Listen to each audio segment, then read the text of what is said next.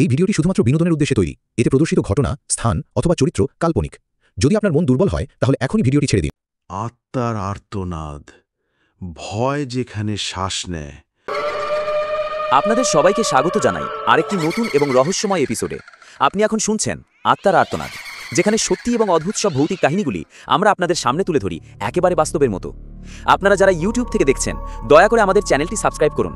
পাশে থাকা বেল আইকনটা প্রেস করতে ভুলবেন না, যাতে কোনো নতুন এপিসোড মিস না হয়। আর যারা ফেসবুক থেকে দেখছেন, আপনারা অবশ্যই ফলো করুন আমাদের ফেসবুক পেজ হরর বাংলা, যাতে সবার আগে দেখতে পান নতুন ভিডিও। আমাদের খুঁজে নিন ইনস্টাগ্রামেও হরর বাংলা নামে, জয়েন করুন হোয়াটসঅ্যাপ চ্যানেলে, আর শুনে নিন প্রতিটি এপিসোড স্পটিফাইয়ে, যেখানেই থাকুন। আমার নাম সায়নী। বিয়েটা হয়েছিল গত বছর। একটা বর্ষার দিন ছিল, মনে আছে, কারণ সেদিন ঝমঝমিয়ে বৃষ্টি পড়ছিল। বিয়ের দিন মানে তো মেয়েদের জীবনের সবচেয়ে আনন্দের মুহূর্ত, তাই না? আমারও তাই মনে হয়েছিল। সেদিন সকালে ঘুম থেকে উঠে আয়নার সামনে দাঁড়িয়ে যখন লাল বেনারসি পরে নিজেকে দেখছিলাম, তখনই প্রথম অদ্ভুত একটা ব্যাপার টের পাই। আমার ছায়া নেই। আয়নার সামনে দাঁড়িয়ে আছি, স্পষ্ট নিজের প্রতিচ্ছবি দেখতে পাচ্ছি, কিন্তু আমার পেছনে কিছুই পড়ছে না। ঘরের লাইট ঠিকই ছিল, জানালার ভেতর দিয়ে আলো আসছিল, তবুও কিছু নেই। আমি প্রথমে ভাবলাম হয়তো আলোর দোষ, তারপর ভাবলাম মাথা ঘুরছে, টেনশন। কিন্তু ঠিক তখনই আমার মায়ের ডাক এলো, হ্যাঁ সায়নী, বাইরে প্যান্ডেলে এসো, সময় হয়ে যাচ্ছে। আমি আর বেশি ভাবিনি, মন থেকে সরিয়ে দিতে চেয়েছিলাম। এমন দিন কোনো অদ্ভুত কিছু মাথায় রাখা চলে না। তবে যত সময় এগোচ্ছিল আমার শরীর ভারী লাগছিল, মাথা যেন কেমন ঘুরছিল।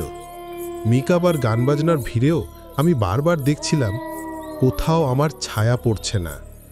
পান সুপারির ট্রেতে আলতো করে হাত রাখার সময় সেই ট্রেতেও শুধু হাতের ছায়া নেই। রাত 11টা নাগাদ মালা বদলের সময় হলো। সামনে দাঁড়িয়ে ও অনির্বাণ, আমার হবু স্বামী, যার সঙ্গে 2 বছরের প্রেম।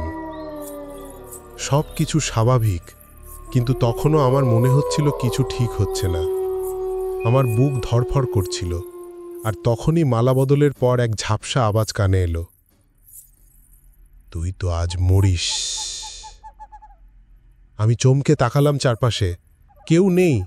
সবাই হাততালি দিচ্ছে, হাসছে, ভিডিও করছে, কিন্তু আমার মাথা তখনও ঝিমঝিম করছে। একটা কুয়াশার পর্দা যেন ঢেকে ফেলছে সব। তারপর যখন সিঁদুর পরানোর মুহূর্ত এলো, অনির্বাণ আমার কপালে সিঁদুর দিতে গিয়ে হঠাৎ থেমে গেল। তার মুখ সাদা হয়ে গেছে। সে আমার দিকে তাকিয়ে বলে উঠল, সায়নী, তোর ছায়া কই? আর তখন সবাই তাকালো। আলোর তলায় আমি বসে আছি, কিন্তু কারুর চোখে পড়ল। আমি ছিলাম, কিন্তু আমার ছায়া ছিল না। সেদিন রাতে আর সেভাবে অনুষ্ঠান এগোয়নি। অনির্বাণ আর তার পরিবার হঠাৎই অস্থির হয়ে পড়ে, বিশেষ করে ছায়ার ব্যাপারটা নিয়ে। তাদের কণ্ঠে স্পষ্ট আতঙ্ক। আমার মা বললেন, আলো কম, বৃষ্টির দিন, এসবেই হচ্ছে। কিন্তু আমি জানতাম ব্যাপারটা এত সরল নয়। বিয়ের পর আমাদের নতুন বাড়িতে যাওয়ার কথা, কিন্তু অদ্ভুতভাবে অনির্বাণ সেই রাতেই আমাকে বলে, তুমি জানো, আজ রাতে আমরা ওই হোটেলে থাকি, কাল সকালে বাড়ি যাব। মা বলেছে ঝামেলা এড়াতে একদিন দেরিতে যাই। আমি হ্যাঁ বললাম, কিন্তু ওর চোখে তখনও আতঙ্ক। হোটেল রুমে ঢোকার পর আমি গায়ে সাদা শাল জড়ালাম। তখনই আয়নার সামনে দাঁড়িয়ে আবার দেখলাম ছায়া নেই। আমি ধীরে ধীরে হাত তুললাম, মাথায় ছলাম, ঘুরে দাঁড়ালাম। সব কিছু আয়নায় আছে, কিন্তু পেছনে ছায়া নেই। এমনকি ঘরের টেবিল, খাট, সব কিছুর ছায়া পড়ছে, শুধু আমি নেই। আমার মাথা তখন ঝিমঝিম করছে। অনির্বাণ তখন ফোনে কথা বলছিল কারোর সঙ্গে। আমি চাপা গলায় জিজ্ঞেস করলাম, তুমি ঠিক আছো? আমাকে দেখে ভয় পেলে? ও কিছু বলল না, শুধু বলল, একটা কথা জানো সায়ানী, এই হোটেলে 1997 সালে একটা মেয়ের বিয়ে হওয়ার কথা ছিল, কিন্তু তার আগেই সে মারা যায়, আগুনে পুড়ে। আমি স্তব্ধ। বললাম, তুমি জানলে কিভাবে? ও বলল, মা বলেছে ওই মেয়েটার নামও ছিল সায়ানী, আগুনে ঝলসে গিয়েছিল। শুনেছি তার ছায়া নাকি আর পড়ে না, যেহেতু তার আত্মা খুঁজে পায়নি শান্তি। আমি কিছু বলতে পারছিলাম না, আমার মাথায় কেবল ঘুরছিল, তাহলে আমি কি তাই? তখনই জানালার পর্দা হঠাৎ নিজে নিজে উড়ে উঠল। একটা ঠান্ডা বাতাস ঘরের মধ্যে ঢুকে গেল।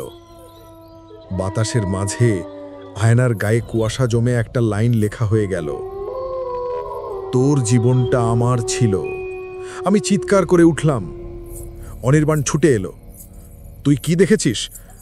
আমি বললাম, আমার আয়নাতে কেউ আছে।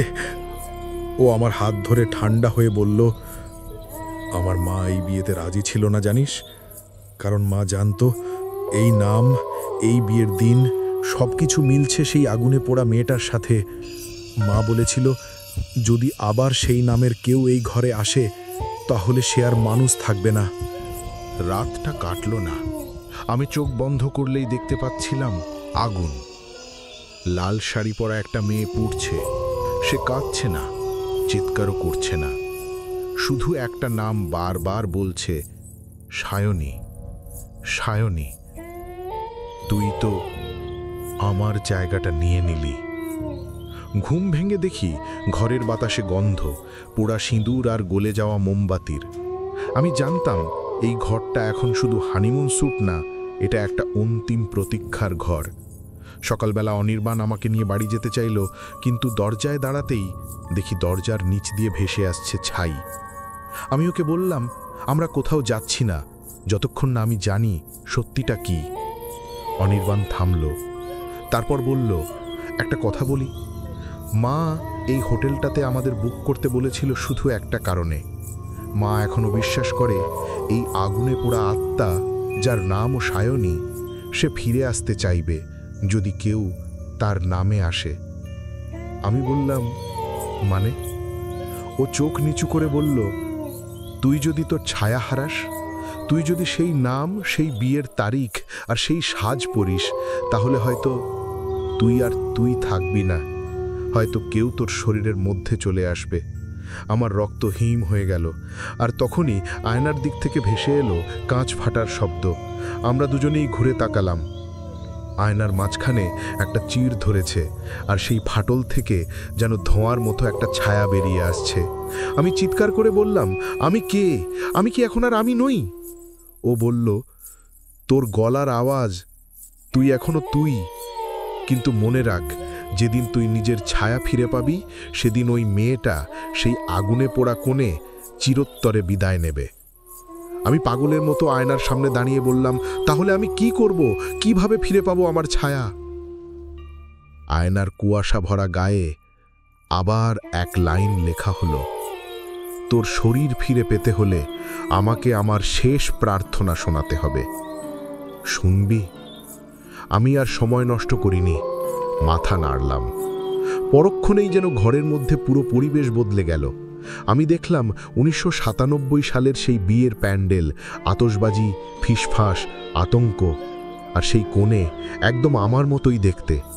তাকে ঘিরে মানুষ হাসছে, ছবি তুলছে, কিন্তু সে নিঃশব্দ, তার চোখ জলে টলমল করছে। তারপর হঠাৎই কোনো এক অদৃশ্য হাত প্যান্ডেলের কাছে পেট্রোল ছিটিয়ে আগুন ধরিয়ে দিল। সবাই ছুটে পালালো, কিন্তু মেয়েটা তখনও চুপচাপ দাঁড়িয়ে। সে শুধু বলল, আমাকে কেউ বাঁচায়নি, আমি চাই কেউ অন্তত জানুক। ঘর আবার অন্ধকারে ঢেকে গেল। আমি আয়নার সামনে দাঁড়িয়ে বললাম, আমি জানলাম, আমি বিশ্বাস করি, আমি চাই তুমি এবার চলে যাও। তখনই একটা হালকা স্পর্শ আমার কাঁধে, যেন কেউ আমাকে ছুঁয়ে বলছে, ধন্যবাদ। আর আমি আবার তাকিয়ে দেখি, ছায়া ফিরে এসেছে। ঘরের লাইটে, আয়নায়, টেবিলের ওপর সব জায়গায় আমার ছায়া পড়ছে। ছায়া ফিরে আসার পর সবকিছু স্বাভাবিক মনে হচ্ছিল। বাইরে ভোরের আলো ফুটছিল, ঘরের বাতাসটা কেমন যেন হালকা হয়ে গিয়েছিল। অনির্বাণ আমাকে জড়িয়ে ধরেছিল শক্ত করে। যেন কিছু একটা হারানো থেকে বাঁচিয়ে এনেছে আমাকে। আমরা সেদিনই ছিঁড়ে যাই অনির্বাণের বাড়িতে। সন্ধ্যের পর স্নান করে ঘর গোছাতে গিয়ে আমি হঠাৎ দেখি আমার সিঁথিতে সেই দিনের সিঁদুর নেই। বিছানার পাশের আয়নাতে তাকিয়ে দেখি আমি স্পষ্ট, ছায়াও আছে, কিন্তু আয়নার বাঁ দিকে একটা মুখ, আমার পেছনে নয়, পাশে একটা মেয়ে দাঁড়িয়ে নিঃশব্দে তাকিয়ে আছে আমার দিকে। আগুনে পোড়া মুখ, সাদা পোশাক, আর সেই একই চোখ যার দিকে তাকালেই গলা শুকিয়ে যায়। আমি চিৎকার করতে যাব, তার আগেই মুখটা বলল, ধন্যবাদ, কিন্তু এখন তুই আমায় মুক্তি দিয়েছিস, তুই বুঝবি এ মুক্তিরও মূল্য আছে। তারপর সে মিলিয়ে গেল আয়নার ভিতর। আমি সেই রাতটা জেগেই কাটালাম। পরদিন সকাল থেকে অদ্ভুত সব ঘটনা শুরু হয়। অনির্বাণ অফিসে গিয়ে ফেরে না সময় মতো। তার কলিগরা বলে সে নাকি বিকেলেই বেরিয়ে গিয়েছিল, কিন্তু সে কোথায় গিয়েছিল জানা যায় না। তার পরের দিন শাশুড়ি হঠাৎ অসুস্থ হয়ে পড়ে। বলে, সায়নী তো আমার মাথার পাশে বসেছিল, ওর মুখটা ছিল না, কেবল চোখ ছিল। আমি তখন ভয় পেতে শুরু করলাম। আমি মুক্তি পেয়েছি তো, কিন্তু কেউ কি আমার ছায়ার আড়ালে ঢুকে পড়েছে? একদিন রাতে আমি আমার ছায়াকে আয়নায় দেখলাম, সে হাসছে। আমি তো হাসছিলাম না। তারপর দিন কয়েকের মধ্যে আমার ছবি তোলা বন্ধ করলাম, কারণ মোবাইল ক্যামেরা খুললেই সেখানে দুটো মুখ দেখা যাচ্ছিল, একটা আমার আর একটা আগুনে পোড়া। আমার গলার আওয়াজ কেমন যেন বদলে যাচ্ছিল, কখনো গম্ভীর, কখনো কর্কশ। আমি নিজের স্বর চিনতে পারছিলাম না। অনির্বাণ একদিন আমার কানের কাছে মুখ রেখে বলল, তো এইভাবেই শেষ হলো আজকের গল্প। কিন্তু সত্যিই কি সব শেষ হলো, নাকি কোনো কিছু এখনো অপেক্ষা করছে অন্ধকারের আড়ালে আপনার আশেপাশে কোথাও? আপনি কি নিশ্চিত এখনো একা আছেন? হয়তো না। আবার দেখা হবে এক নতুন রাতের গল্পে, আরও এক আত্মার আর্তনাদে।